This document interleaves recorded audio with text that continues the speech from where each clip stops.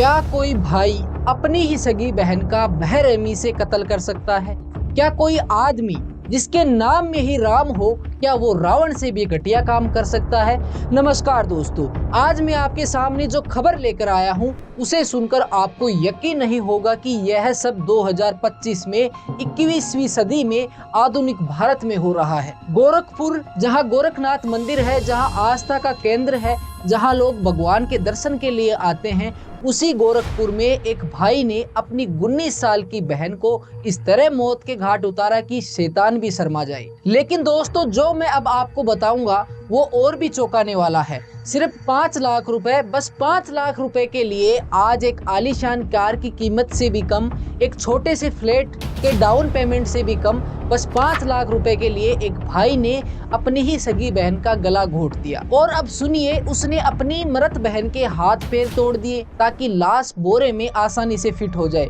हाथ पैर तोड़ दिए दोस्तों अपनी सगी बहन के, फिर उस लाश को बोरे में ठूंसा, अपनी मोटरसाइकिल से बांधा और 70 किलोमीटर तक घुमाता रहा दिन दहाड़े लोगों के सामने सड़कों पर। और जब पुलिस ने पूछा इस बोरे में क्या है, तो इस कलयुगी कसाई ने मुंह से निकाला, गेहूं है साहब, गेहूं।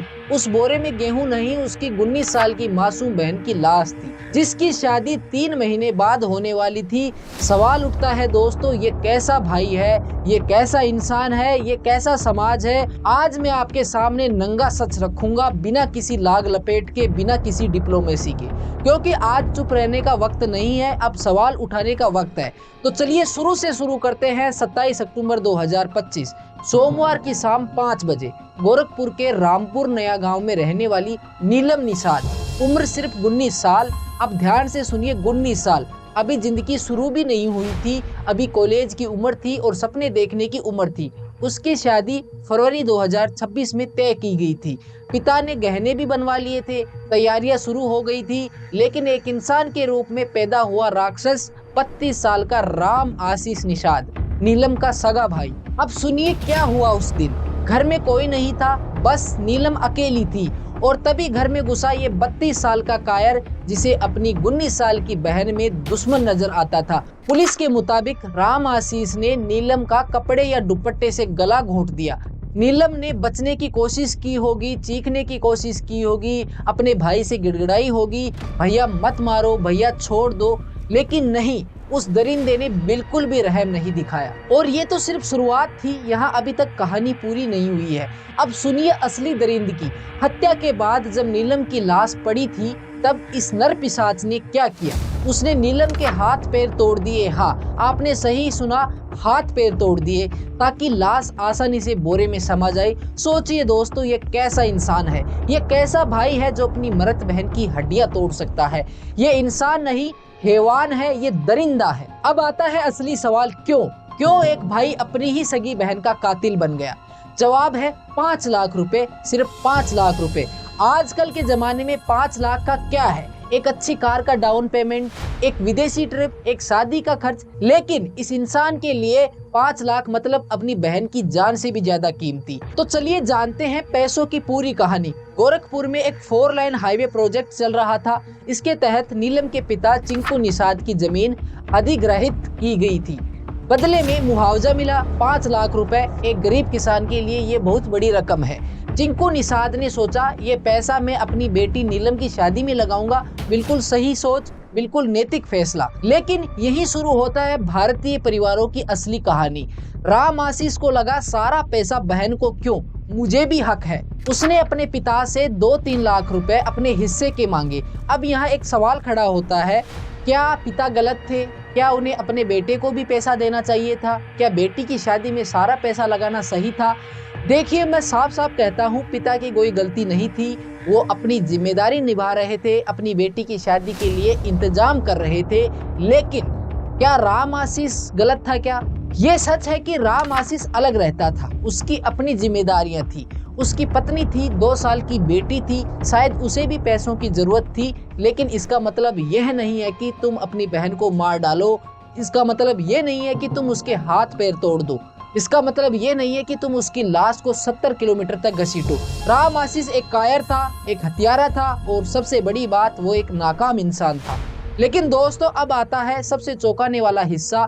70 किलोमीटर की यात्रा, दिन दहाड़े, लोगों के सामने, पुलिस के सामने, और किसी को शक तक नहीं हुआ। पुलिस ने उसे रोका और फिर जाने दिया। कैसे? चलिए जानते हैं वो कहानी जो आपकी रूह कपा देगी। 27 अक्टूबर सोमवार शाम को नीलम की हत्या हो चुकी थी, उसकी लाश बोरे में भरी हुई थी और अब शुरू होता है इस सदी का सबसे बेशरम और दिल दहलाने वाला सफर। राम आशीष ने बोरे को अपनी मोटरसाइकिल से बांधा और फिर दिन दहाड़े खुली सड़कों पर निकल पड़ा। 70 किलोमीटर की यात्रा पर गोरखपुर से कुशीनगर तक करीब 70 किलोमीटर वो पूरे रास्ते अपनी मृत बहन की लाश को बाइक पर लेकर घूमता रहा। सीसीटीवी फुटेज में साफ दिखता है राम आशीष बाइक पर बोरा लेकर जा रहा है। गली के मोड़ पर बोरा कई बार गिरा और वो जल्दी जल्दी उसे उठाकर भागता दिखा। अब सुनिए सबसे बड़ा सवाल, लोगों ने देखा, पड़ोसियों ने देखा और यहाँ तक कि पुलिस ने भी देखा। स्थानीय महिला सुदामी देवी ने बताया कि उन्होंने सोमवार की शाम राम आशीष को बोरा लेकर घर से जाते हुए देखा था और जब पुलिस ने रोककर पूछा बोरे में क्या है तो राम आशीष ने बेशर्मी से कहा, गेहूं है साहब, मैं अपने ससुराल कुशीनगर जा रहा हूं। और पुलिस ने बिना चेक किए उसे जाने दिया। बिना चेक किए दोस्तों, अब सवाल उठता है पुलिस की लापरवाही है या सिस्टम की विफलता।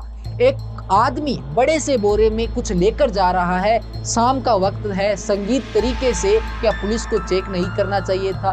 क्या एक बार बोरा खोलकर नहीं देख सकते थे? शायद अगर पुलिस ने उस वक्त चेक किया होता तो नीलम का शव उसी वक्त मिल जाता, परिवार को थोड़ी राहत मिल जाती, लेकिन नहीं।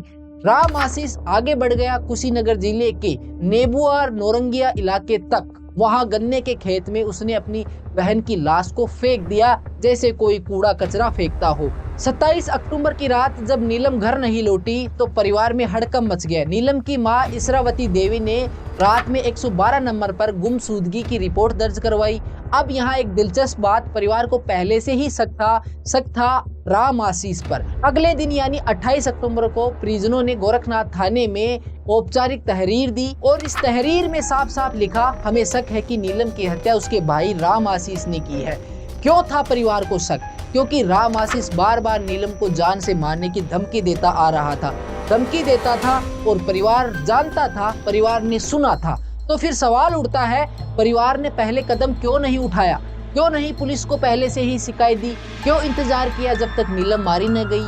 देखिए, मैं परिवार को दोषी नहीं ठहरा रहा, लेकिन ये सवाल जरूरी है। कई बार हम सोचते हैं कि घर की बात घर में ही रहनी चाहिए, भाई बहन में झगड़ा होता रहता है, पुलिस बुलाने की क्या जरूरत है? और फिर होता है ये। खैर, पुलिस ने शुरू की जांच। एसपी सिटी अभिनव त्यागी की टीम ने सीसीटीवी फुटेज खंगाली और वहां मिला सबूत। राम आशीष अपनी बाइक पर बोरा लेकर जाते हुए पुलिस ने कॉल डिटेल रिकॉर्ड, सीडीआर भी चेक किया और सारे तीर एक ही दिशा में इशारा कर रहे थे, राम आशीष। पुलिस ने उसे हिरासत में ले लिया। पूछताछ शुरू हुई। शुरुआत में राम आशीष ने झूठ बोलने की पूरी कोशिश की। उसने कहा, मैं तो कुशीनगर अपनी पत्नी के पास गया था, बोरे में गेहूं था। लेकिन पुलिस के पास सबूत थे, सीसीटीवी फुटेज, सीडीआर डाटा, गवाहों के बयान। और फिर 29 अक्टूबर यानी बुधवार की देर रात राम आशीष टूट गया। उसने अपना सारा जुर्म कबूल कर लिया। उसने बताया, हाँ, मैंने अपनी बहन नीलम की हत्या की है। मैंने उसका कपड़े से गला घोटा, उसके हाथ पैर तोड़े और लाश को बोरे में भरकर कुशीनगर के गन्ने के खेतों में फेंक आया। और जानते हैं क्यों? पिता ने मुझे पैसे नहीं दिए, इसलिए मैंने बहन को मार दिया। सुना आपने? इसलिए मैंने मार दिया। जैसे कोई मच्छर मारा हो, जैसे कुछ भी नहीं हुआ हो।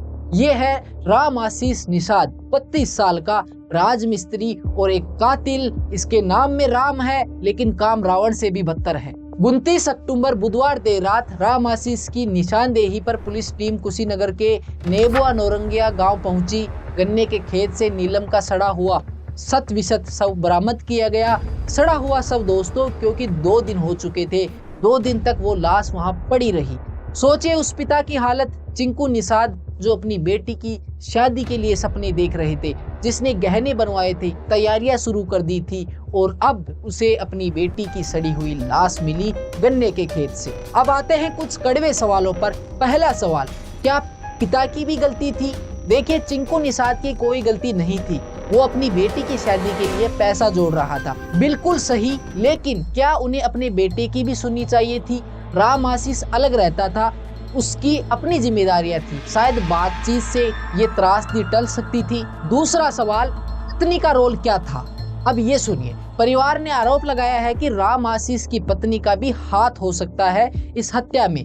माता पिता ने फांसी की सजा की मांग की है और कहा है कि पत्नी को भी सजा मिलनी चाहिए। अब ये दिलचस्प है, राम आशीष की पत्नी और बेटी नवरात्र से ही मायके में थे और परिवार के मुताबिक पत्नी और बेटी के मायके जाने के बाद से राम आशीष का व्यवहार बदल गया था। तो क्या पत्नी ने उसे उकसाया?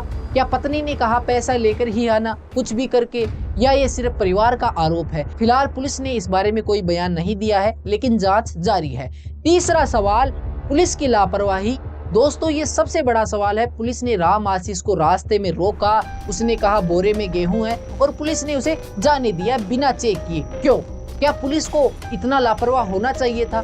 अगर उस वक्त पुलिस ने चेक किया होता तो शायद मामला वहीं सुलझ जाता, लेकिन नहीं, पुलिस ने नहीं किया। और ये हमारे सिस्टम की असलियत है, जहां एक हत्यारा खुलेआम 70 किलोमीटर तक लाश लेकर घूमता रहा। चौथा सवाल, समाज की जिम्मेदारी। स्थानीय महिला सुदामी देवी ने देखा, पड़ोसियों ने देखा, लेकिन किसी ने रोका तक नहीं, किसी ने सवाल नहीं किया। हम सब मन की बात करते हैं, अपने काम से काम रखते हैं और फिर होती हैं ऐसी घटनाएं। दोस्तों, ये सिर्फ गोरखपुर की कहानी नहीं है, ये हमारे पूरे भारत की कहानी है, ये हमारे समाज का काला सच है। आंकड़े बताते हैं कि संपत्ति विवाद में परिवार के सदस्यों द्वारा हत्या के मामले लगातार बढ़ रहे हैं। भाई भाई से लड़ रहा है, पिता पुत्र का दुश्मन बना हुआ है और भाई बहन के बीच खून की नदियां बह रही है। क्यों? क्योंकि पैसा हमारा भगवान बन गया है, क्योंकि रिश्तों की कोई कीमत ही नहीं रही, क्योंकि हम इंसान नहीं मशीन बन गए हैं। नीलम सिर्फ 19 साल की थी, उसके सपने थे, उसकी शादी होने वाली थी, लेकिन 5 लाख रुपए, सिर्फ 5 लाख रुपए उसकी जान से ज्यादा कीमती थे। राम आशीष को गिरफ्तार कर जेल भेज दिया गया है। भारतीय न्याय संहिता BNS के तहत हत्या का मामला दर्ज है। अगर दोषी पाया जाता है तो उसे फांसी या उम्र कैद की सजा हो सकती है। माता पिता ने फांसी की मांग की है अपने ही बेटे के लिए। सोचिए कैसा दर्द होगा, एक तरफ बेटी की लाश, दूसरी तरफ बेटा जेल में। और याद रखिए, चिंकू निषाद का दूसरा बेटा गोलू भी पहले से ही जेल में बंद है, एक लड़की भगाने के मामले में। दोनों बेटे जेल में, एक बेटी मर गई। यह है एक परिवार की पूरी तबाही। तो दोस्तों, क्या सीखा आज की हमने इस खबर से? पहला, पैसा सब कुछ नहीं है। 5 लाख रुपए, 10 लाख रुपए, 1 करोड़ रुपए, कोई भी रकम अपनों की जान से ज्यादा कीमती नहीं हो सकती। दूसरा, बातचीत जरूरी है। परिवार में बात करिए, सुनिए, समझिए। अगर चिंकू निषाद और राम आशीष के बीच, बाप बेटे के बीच पहले ही बातचीत होती तो शायद नीलम आज जिंदा होती। तीसरा, धमकियों को हल्के में मत लीजिए। राम आशीष बार बार धमकी दे रहा था, परिवार को पता था, लेकिन किसी ने कदम नहीं उठाया और हो गया ये कांड। चौथा, सिस्टम में सुधार जरूरी है। पुलिस की लापरवाही, समाज की उदासीनता, ये सब बदलना होगा। नीलम निषाद को न्याय मिलना चाहिए, राम आशीष को सख्त से सख्त सजा मिलनी चाहिए। और हम सबको, हर एक इंसान को आज खुद से सवाल पूछना चाहिए कि क्या हम भी पैसों को रिश्तों से ज्यादा अहमियत दे रहे हैं? क्या हम भी उसी रास्ते पर तो नहीं चल रहे? याद रखिए दोस्तों, रिश्ते अनमोल हैं, पैसे नहीं। भाई बहन का प्यार अमूल्य है, 5 लाख नहीं। और अगर आपको ये नहीं समझ आ रहा तो आप इंसान नहीं, आप भी वही राम आशीष है। वीडियो को यहाँ तक देखने के लिए आप सभी का धन्यवाद। आप एक छोटा सा काम और कर सकते हैं, इस वीडियो को शेयर जरूर करें ताकि और लोगों तक ये वीडियो जाए। इसी के साथ मैं हूं सचिन चौधरी, आप देख रहे थे भारत मंच टीवी। मिलते हैं नेक्स्ट एपिसोड में, तब तक के लिए आप सभी को जय हिंद, जय भारत।